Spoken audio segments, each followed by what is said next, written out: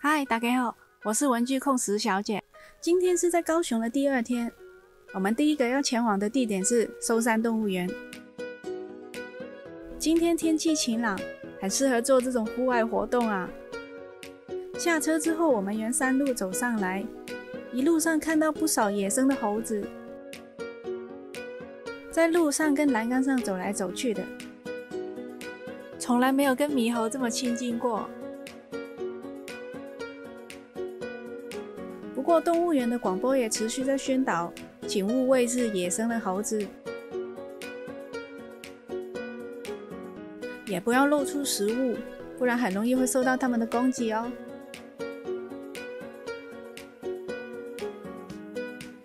我们还是先赶紧进入动物园吧。这边参观的全票是1个人台币40元。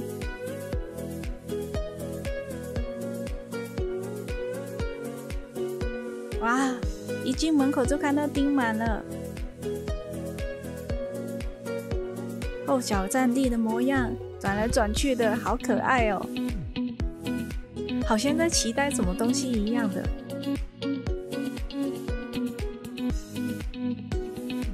整个动物园有分为草食、肉食、杂食、禽鸟、两栖、灵长6大区域。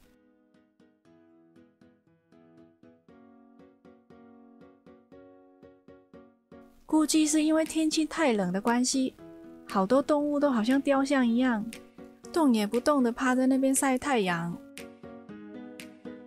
可能夏天再来比较能看到它们活跃的模样吧。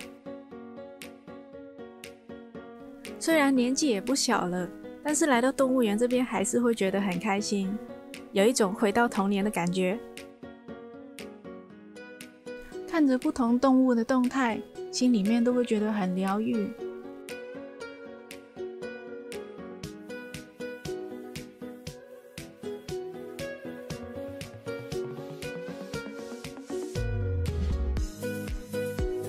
这只白手长臂猿一直在大叫，把游客都吸引过来之后就开始表演，似乎蛮享受被人看到它帅气的模样。看一下他们就会觉得很放松。鸟类区这边好多孔雀，但是没有看到让人最期待的孔雀开屏。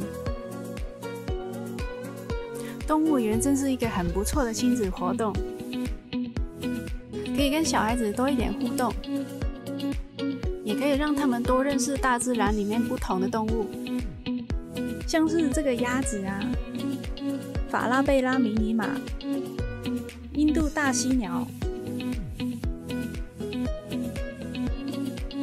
查普曼斑马、白犀牛、羊驼、苏卡达象龟，让这种快乐的学习成为亲子之间的美好回忆。观赏完动物园之后，我们的第2个目的地就是旗津港了。旗津码头这边吹吹海风真的很舒服啊，可以看到西子湾跟85大楼哦。这里是旗津老街的港口，如果大家是搭渡轮过来的话，上下船的地方就是眼前这一栋建筑。老街的市集就在旁边。如果想要去比较远的地方，像是彩虹教堂、风车公园，可以租雪地车、电动车去哦，这样会方便很多。但是我实在是太饿了，先来找一些美食来填填肚子吧。旗津港这边的海运非常的发达，海鲜很出名，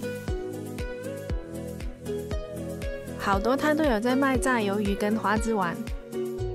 先来吃一串炸鱿鱼，刚做起来的炸鱿鱼实在是太烫了。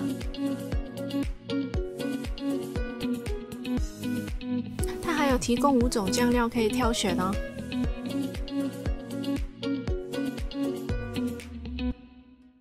再来一串花枝丸，花枝丸的口感也很好，很 Q 弹。特别的好吃。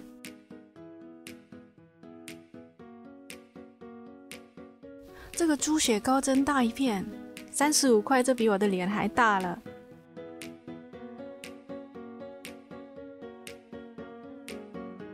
还有古早味的黑糖蛋糕，这款松软的蛋糕带点淡淡的黑糖味，一口接一口，根本停不下来呀！在台湾应该是没办法考虑体重的问题的吧？这杯是珍珠鲜奶茶，直接用鲜奶做的，会有比较多的奶香味。再来一份珍珠香肠，每一样都好好吃哦。来这边真的不怕找不到想吃的东西，一直忙着吃东西，根本都忘了看风景了。美食真的会让人瞬间心情大好。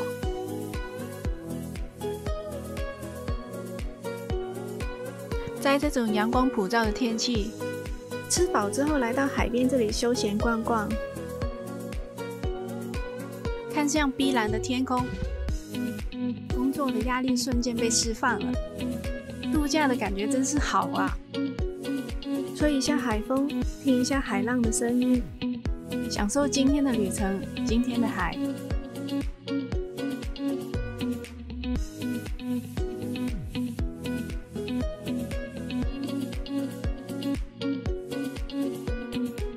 回民宿放下东西之后，我们现在就要出发去旁边的瑞丰夜市咯。我这一次是冲着鸡屁股来的。不知道为什么这2年特别喜欢吃鸡屁股。下午在旗津的那边一路上都没有找到，老王说瑞丰夜市这边应该会有吧。果然在瑞丰夜市旁边就找到这一家了。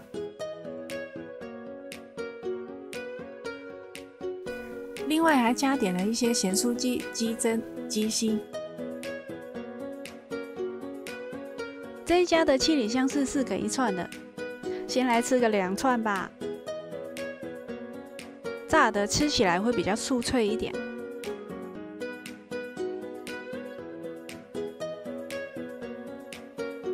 之后又看到一家炭烤的店有卖七里香，广林炭烤。